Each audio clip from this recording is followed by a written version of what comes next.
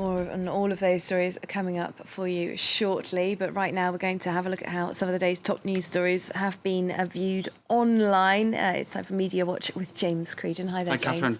Now, there couldn't really be much more of a Media Watch story than this. So many media organisations involved in this Panama Papers story.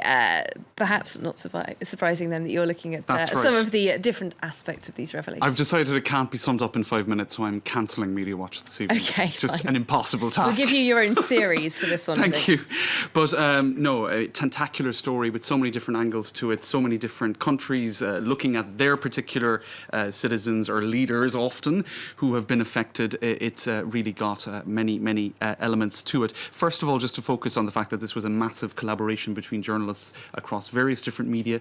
The ICIJ, the International Consortium of Investigative Journalists, playing a central role. The German paper Süddeutsche Zeitung, sifting through initially those 11 million leaked documents before other media were brought in to help out. It's an extraordinary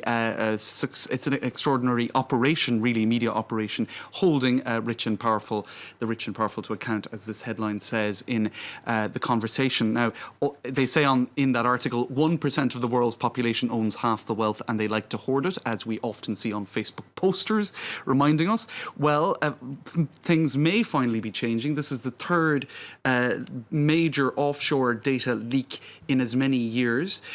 So perhaps we're entering a new period or a new era where there is more transparency regarding corruption. Now, as one tweet said earlier, I'm not sure if I'll be able to find it, but remember that this was just one law firm in one tax haven, and all of the information that has emerged from that. So one could imagine that this really is just the tip of the iceberg.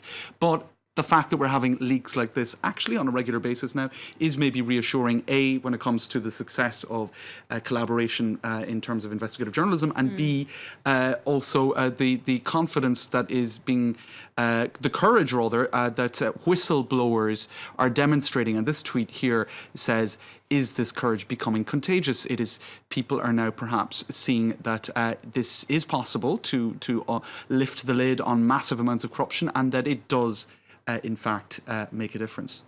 Very interesting there. Don't know if we could really see it on air, but that sort of exchange between journalists, the person who leaked the document saying, hello, this is John Doe, my life is in danger. That's right.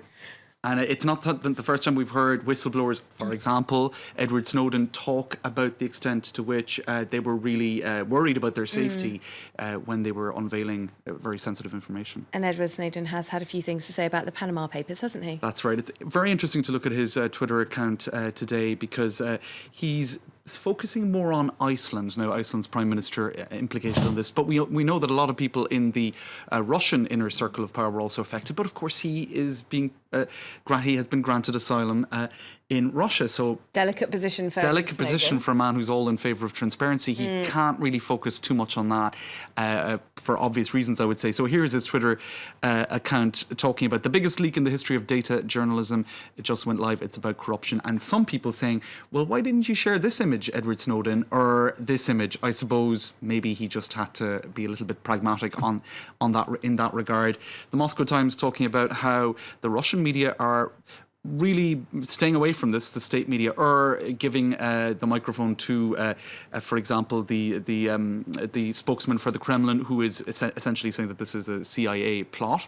But the Moscow Times sums it up by saying they are trying to divert attention towards, for example, Jackie Chan's stories. Now, well, it is true. I mean, Jackie Chan, a whole bunch of other celebrities have been accused of being involved in this. So there certainly are a lot of different angles that you could pick.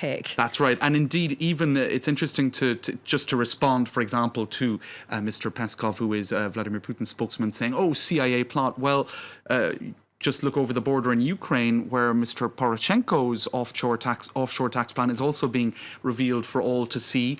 And so I don't think really it's being that this leak is also selective. It's really is very selective. It is affecting people across many different countries. Now, actually, not so many Americans, not so many, for example, British on the list. But there was one article which I thought was interesting to look at, the Panama Papers, saying, look, maybe not British individuals, but what about the fact that a lot of these companies are actually registered in the UK. So I suppose the role of Western financial centres like London, like New York, etc., being put under the spotlight as well. And what this article says too is that, or no, rather it's this article in The Intercept by Glenn Greenwald, who was of course central to the NSA leaks. He's saying, look, what's shocking about all of this is that a lot of this, the leaked activities are legal. It's not illegal behaviour. It might be immoral, it might be unethical, but it is legal. And this indicates that a blind eye is probably being turned to a lot of these activities because a lot of influential and